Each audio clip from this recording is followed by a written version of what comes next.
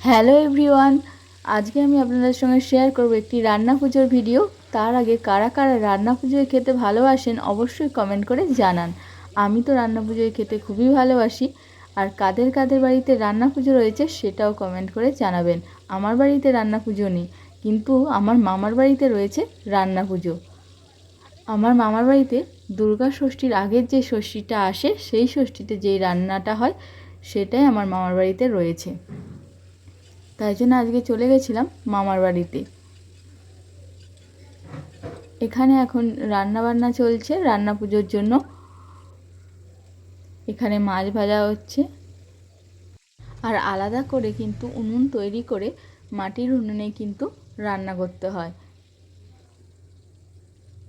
তেমনই এখানে একটা মাটির উনুন তৈরি করা হয়েছে এই রান্না পুজো উপলক্ষেই।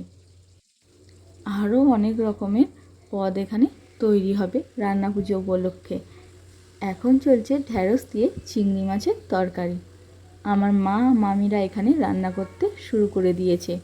আজ সারা রাত জেগে কিন্তু রান্না হবে। যাদের রান্না পুজো রয়েছে তারা তো জানোই আজকে সারা রাত জেগেই রান্নাটা হয়। পরের দিন সকালে এইটা আমরা আগে মা মনসাকে নিবেদন করে তারপর খাওয়া শুরু করব। রান্না করতে করতে কিন্তু অনেক রাত হয়ে গেছিলো, তাই জন্য আর কোনো ভিডিও তোলা হয়নি। এইটা পরের দিন সকালে মা মনসার জন্য আমরা থালা সাজিয়ে দিয়েছি। ঠাকুরমশাই পুজো করে গেলে কিন্তু আমরা প্রসাদ হিসেবে এগুলো খাওয়া শুরু করতে পারবো।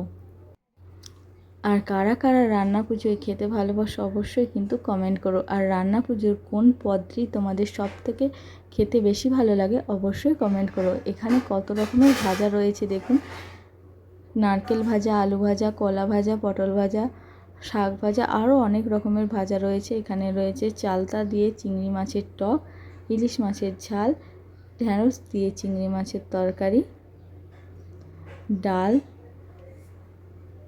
একটা তরকারি রয়েছে, আর রয়েছে আর একটা মাছের তরকারি, আর রয়েছে পায়েস, আরও অনেক রকমেরই পদ রয়েছে।